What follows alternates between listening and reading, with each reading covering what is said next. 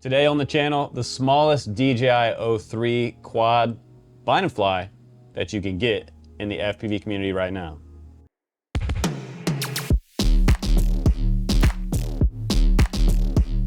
Guys, welcome back to another review. I'm Justin Davis. Today we're gonna check out AxisFlying's new Z20.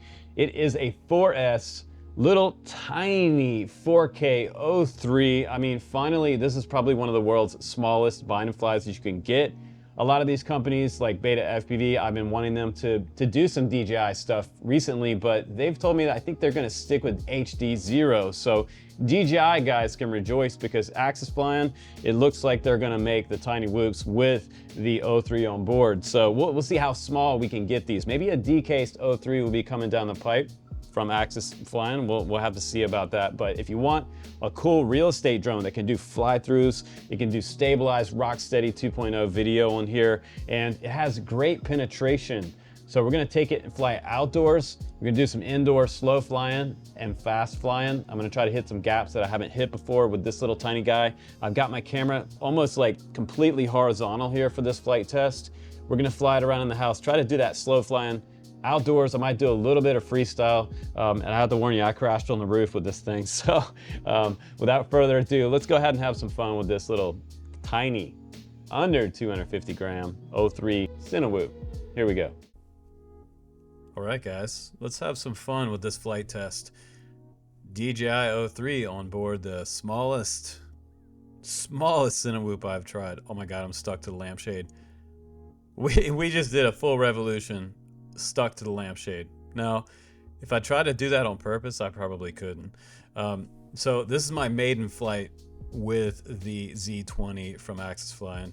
And right away, like on this 4S battery, man, this thing is lit indoors. And whenever I'm flying 4S indoors, it's very touchy on the throttle. And flying with the DJI remote probably doesn't really help me because I'm really used to my TX16S, but I want to get it outside as quick as possible. And right now it's kind of sprinkling a little bit, but I'm testing out the penetration. Check out the DVR below in the goggles too. No breakup all the way in the backyard, all the way to the back fence back here. I mean, this thing is actually doing pretty good for penetration because I'm inside the house right now and all the way at the backside of the property. That's pretty good. So, you know, proof's in the video as always, guys. And I'm kind of zipping along through here a little faster than I normally do. Set up some kind of obstacles to fly under. And here I was thinking, well, maybe I should try to fly along the fence right here. This is my ultra small gap in the backyard that I try to make when I feel like a quad is small enough and controlled enough to be able to make it through there. And I made it through there, which is super awesome. Now underneath the trampoline, oh, just barely making it. And you can see the quad is kind of like bouncing along as I go. And that's because, well, the throttle is set, the tune on it's set pretty high on the throttle as far as the input on the throttle seems to be maybe 100%. So I have plenty of power on this 4S battery. Like outdoors, this thing be a beast, and it handled this kind of dive. I did bottom out right there. I was just about full throttle trying to get back up, but I did bounce off the ground. So take note of that. Try a power loop underneath, and bam, on the roof. So here we go. First quad I landed on the roof. Thank God it was actually right near the window. Come on, come on. Got super lucky there. Let's take it back inside though. Let's try some more small gaps with the Z20 and do some orbit around this beautiful chandelier. And this quad is a little bit large to be flying through that top gap. Really a 65mm whoop would be the kind of whoop that I would fly through those gaps all day long, but you know, something around 94mm with not a whole lot of headroom on top of this quad for getting through here. So I wanted to give that a shot, and so here we go. Got stuck, but made it through. And the flight controller did not trip up that time, which is really good. So at this point, this is like my third or fourth battery, and I'm really starting to feel it. And I'm really feeling those turns. Fly it on agility mode inside. It's really fun. It's like the best tiny whoop you've ever had. It has a good amount of power. It will freestyle outside, and man, you can really get blasted on the inside of your house. I hope you have a big house for this one, because this quad really wants to fly. It's super fun to fly. So let's go back into the studio now and check it out. All right, guys, welcome back from the flight test. That was a lot of fun. What did you think of the footage? What did you think of the stabilization? What did you think of my attempted power loop onto the roof? That was pretty lucky because it was right outside the window. I just reached out the window and grabbed the quad. Couldn't have been luckier on that one. I was picturing myself climbing out on the roof today to get this drone back. So I'm happy I didn't have to do that. But on the scale by itself, dry weight, we're looking at 136 grams. Super lightweight for having an O3 built into this quad, and not even a decased O3. It's just a full-size O3 in there. Now let's put a battery on there. Let's start out with a 4S 750. You can go all the way down to a 550 to lighten it up. I used a longer strap on here as well to accommodate a 750 milliamp and a 900 milliamps, so I get longer flight time. It won't freestyle as good with the 900, but if you want to freestyle it, do something like a 4S 650. 218 grams with a 750, and let's just put the Thumb Pro on there, and that gets us up to 233 grams underneath the 250 gram FAA registration. Yeah, just to give you some size difference, here is the DJI O3 version of the Geprc Cinebot30. This is a 3-inch prop next to a 2-inch prop machine, and it's kind of funny how much smaller this one is. When I opened the box, I didn't even realize this was an O3 quad. I looked at the label and I'm like, oh wow, this is pretty cool, super small. It has this over-under design too, like we talked about before in my live stream. And you have total access in here to getting to the USB port right there and the SD card slot, which I love. It's quite a bit harder to get to the Cinebot30 SD card slot here, which is kind of underneath the prop guard right here. You can see right there, it's just barely underneath there. And then the USB port is accessible, but it's also kind of a pain in the butt, but nice quad otherwise. But this quad, as it sits with the PMP version without any type of receiver on there, this one is $425 with the DJI O3 on board. If you want to get the analog version of this one, they have a 2-inch analog version. It's $235. So it is a pricey quad, analog or the DJI version. So that's, that's going to be up to you. They also make a premium version for cinematic DJI O3 setup for $525 for the 3.5-inch version of this one. So if you want to kind of get more serious real estate fly-through quad, I would maybe look at the 3.5-inch. I just think they fly a little better, or maybe the 2.5. This one on 4S indoors, it feels fast, even with the camera completely level like this. It just wants to go super fast, and I think it's going to take you some time to get used to kind of where the throttle needs to be, and just barely moving it a tiny bit really puts a lot of power in the motors. And like, this quad really wants to haul ass indoors. So I had to really watch my throttle, and just a tiniest throttle bump would send me up into the ceiling or send me crashing into things.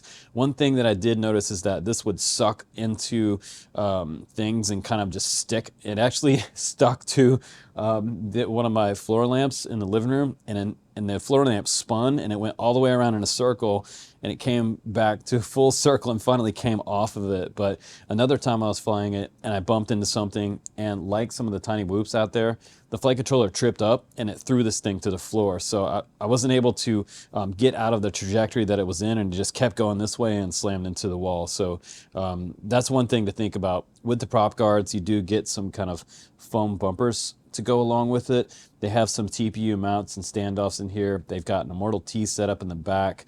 This sort of standard DJI. This is not singular antenna. There's two inside this cap, so that's kind of cool. Top plate has the top two motors inverted, and then the back plate, which is so interesting to me, another half plate back here has standard motors facing up.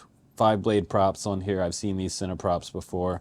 We have a smaller TPU mount for something like the RunCam Pro, and 4 bolts holding each of these motors on there. These are the C135 motors that they have. So here's a little closer look at those C135s. Those are 5,500 kVs, and they're capable of doing 4S. If you're going to do real estate fly-throughs, I would almost recommend something like a 3S 650 milliamp battery on this quad, because 4S on these motors, it seems like the perfect motor for outdoor freestyle. So if you're gonna do cinema stuff, I would almost like back off, like battery down to something like a 3S battery. You'll just get much less throttle response and a smoother flight. Now, as far as pros and cons go about the Cineon 20 version, the Z20 that we have here, I think that obviously the most beneficial thing is that it's under 250 grams. I think that maybe a con of this one would be taking it apart. If you need to add your own receiver, it's going to be kind of a pain in the butt. There's a bunch of washers in here. I hated that. There must have been like 16 washers that fell out of this thing when I took it apart with my driver. It reminded me of the Diatone flight controllers with the white spacers in there. Oh my God, I used to hate those. So I really wish that Axis would have, instead of using these little black washers for spacers in here, had definitely used a taller TPU mount and a longer standoff to accommodate this gap. I don't know if this was an afterthought right here, or this is just something that didn't bother them when they were making these in the factory. It seems like it's just a real pain in the butt to like, what you have to do when you put them back on is you have to balance them on that TPU part right there with your finger or the end of a driver, scooching them one way or the other, and then slide this bolt through. And for guys that have shaky hands, or you don't have a lot of patience for putting a quad together, that's going to be one huge con about this design. But let's talk about some of the pros about it. It freestyled good. It freestyles really good with these motors. The 5500 kV motors on 4S, it rips outdoors. So it's kind of it's actually amazing that I was able to do a nice tree dive with this quad and it didn't kind of bottom out and have a flight controller tumble or a little bit of freak out, washout as they call it. So it flew through its own prop wash and did pretty good on the dive. I like the fact that it does come with a camera mount as well. Most of them do nowadays. I would suggest that you get TBS Crossfire. In the back, they have a Crossfire Nano sized receiver tray back here that's all ready to go for you. And then your mounts are here. If you're gonna run an XM Plus or an RXSR, you can also do that.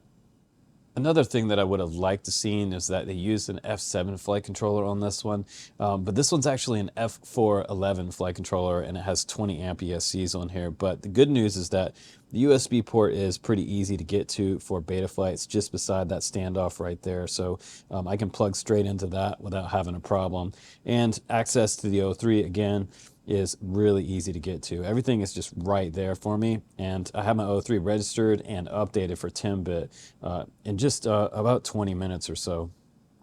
And yeah, another O3 quad is in the house. Now, probably the world's smallest 4K stabilized drone out there on the buy and fly market. I mean, it's pretty rad. I'm sure there's some other ones out there in this wheelbase. It's under 100 millimeter wheelbase here, so around 94 millimeter from motor to motor. And it's interesting to me that they separated the top and the bottom. I feel like that was maybe an unnecessary thing, but what they did was they wanted to scooch it closer this way from front to back, and that makes it a little bit lighter if they do that, I think.